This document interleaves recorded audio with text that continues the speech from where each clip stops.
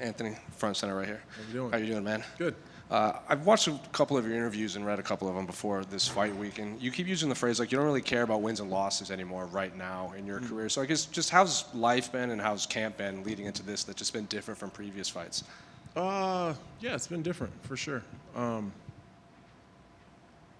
Yeah, it's just been different, I guess. And no, I don't give a fuck about winning and losing. It doesn't matter. I just got some things I want to accomplish, and if I accomplish those things, I win. But it just is what it is.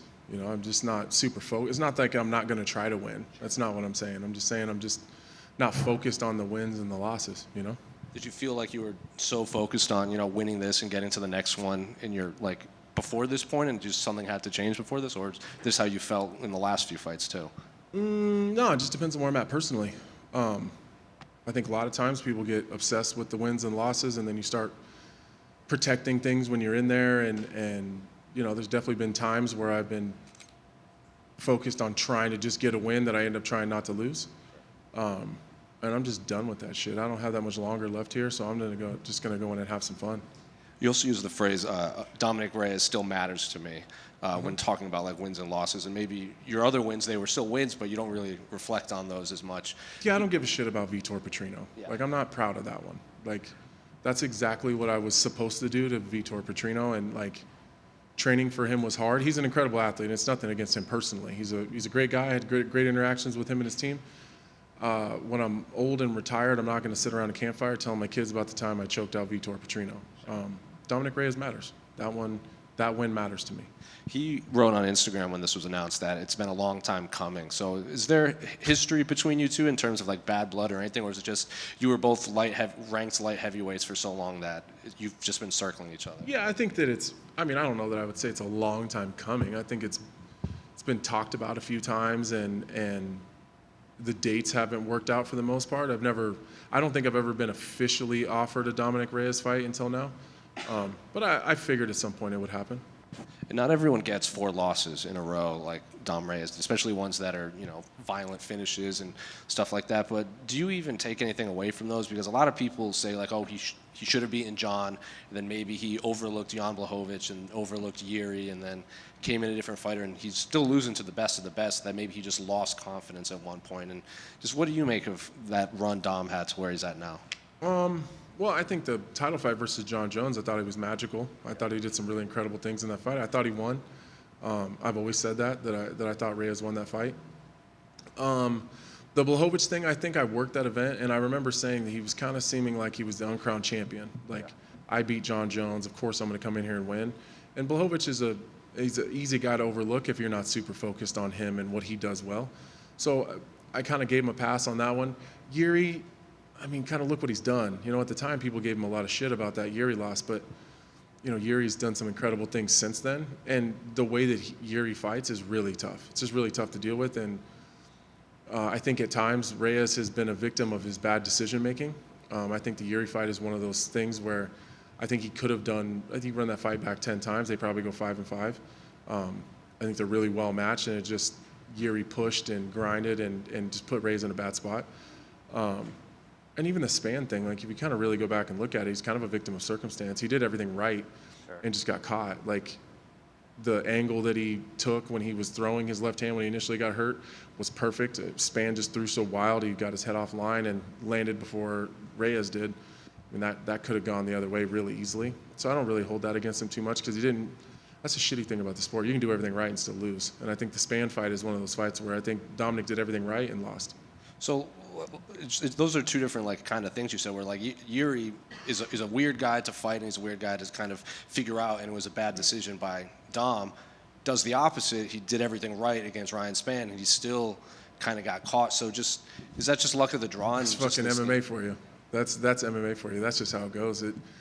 And some guys, if you look at a good friend of mine, Jake Ellenberger. He had an incredible run, and sometimes some shit would just go crazy and haywire, and he'd end up on the right side. Did he get his foot stuck in a cage? Yeah, well, but even leading up to that, when he was getting close to a title fight, he'd be in these chaotic situations, and things would just go his way.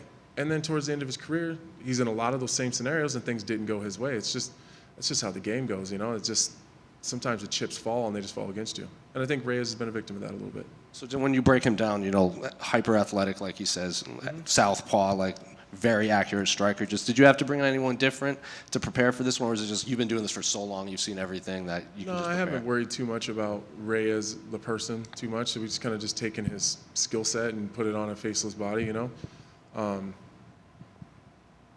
Jamal Hill's been with me in terms of nasty, accurate southpaws. I don't think you're going to find too many more. And then add in the power of Jamal compared to what Reyes probably has. I would put Jamal's power and accuracy probably above anybody in the division, specifically southpaw, but just in general.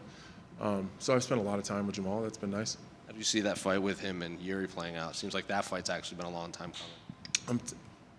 Yuri is such a pain in the ass. He's just such a unique style and fights so free. But anybody that's as hittable as Yuri standing in front of Jamal is going to have a bad night. And that's just not because Jamal's my friend. The power that guy carries is different. His ability to find shots is different.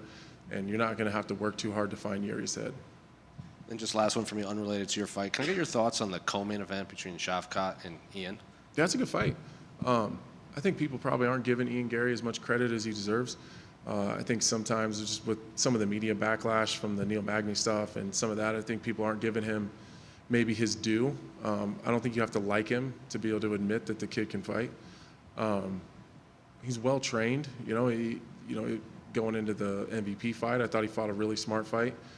I think that if Shavkat starts grappling and mixing in the clinch and kind of makes it more physical, I think he probably wins. But if Ian stands back and is safe and fights from the outside and plays his tricky games, I think he can definitely win this fight.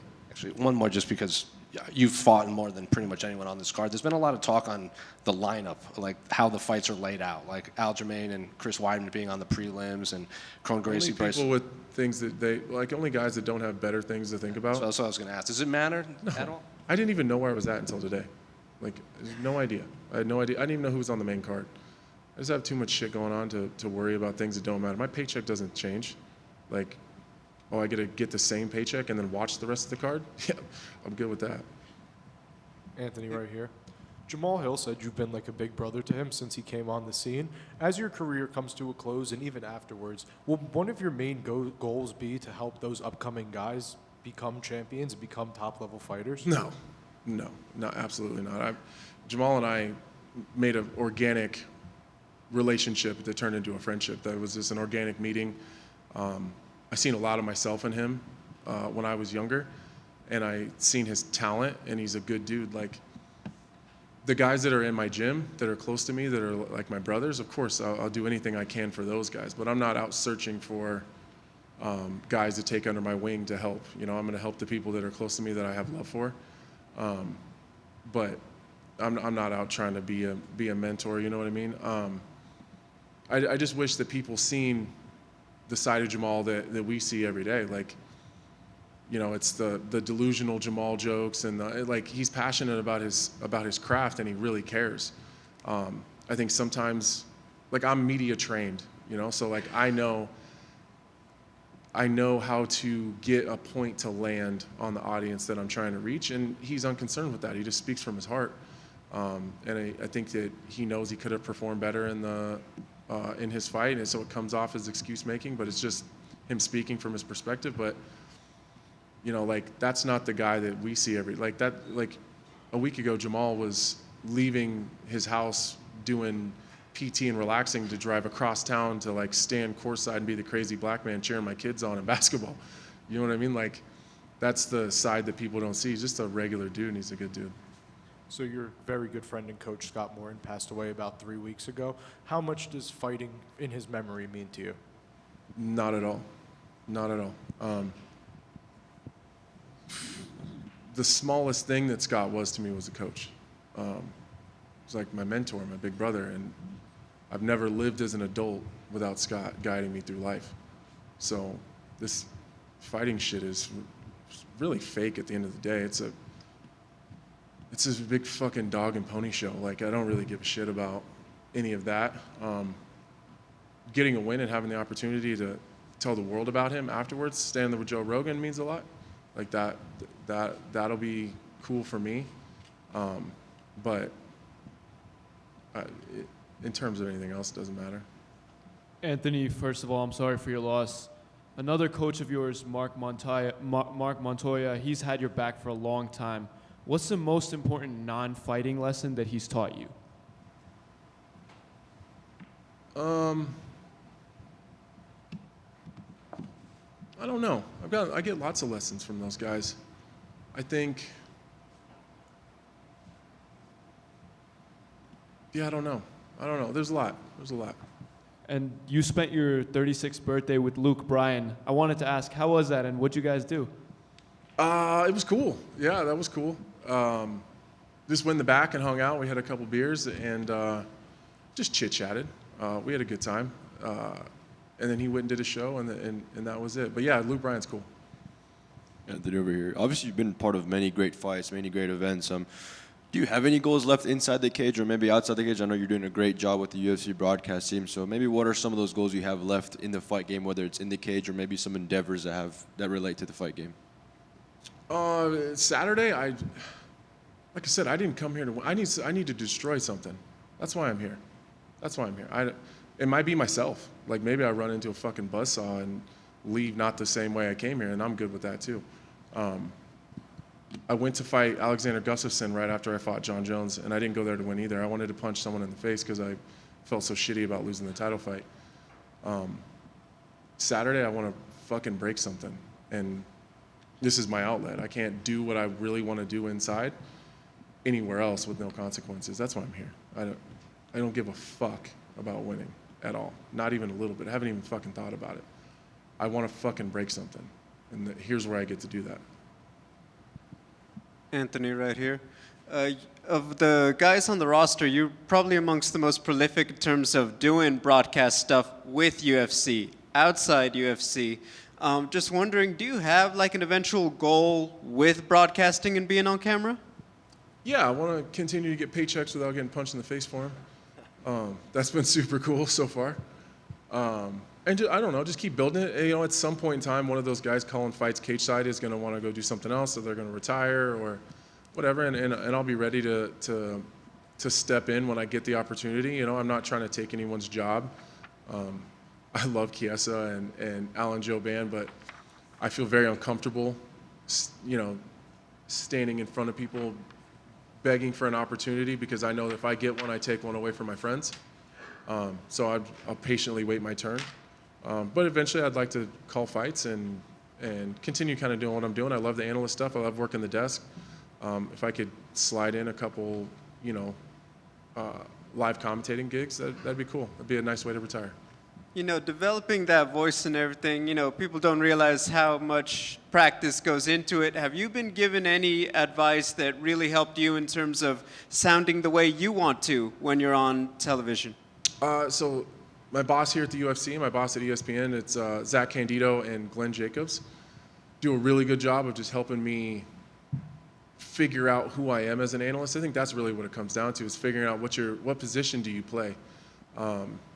Like I can't do what DC and Bisping do. They're great analysts, but they're also entertainers and they're promoters. You know, they can do what I do, but they can also sell fights, and they can, like, DC and Bisping can make you buy shit that you don't want.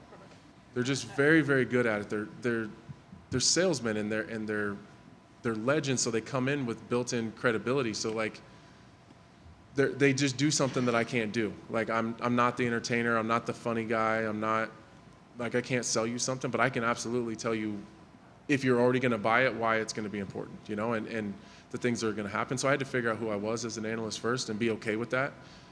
It's tough, like when you're sitting at a desk with Bisping or DC, like their personalities are so big, sometimes you feel like you get lost a little bit, but you just have to be confident in who you are and what your role is in that situation.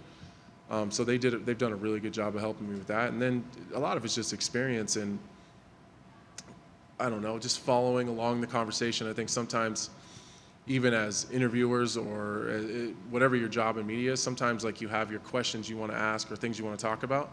So like you ask it, you get the answer, and then you go to the next one. Like I've done a better job of listening for the response and then creating an organic conversation as it follows. And sometimes you don't get to the questions that you want, but you may have ended up with a better organic interaction with that person. So it's just a time thing. For the record, we see that it's definitely paid off, man. Thank you very much.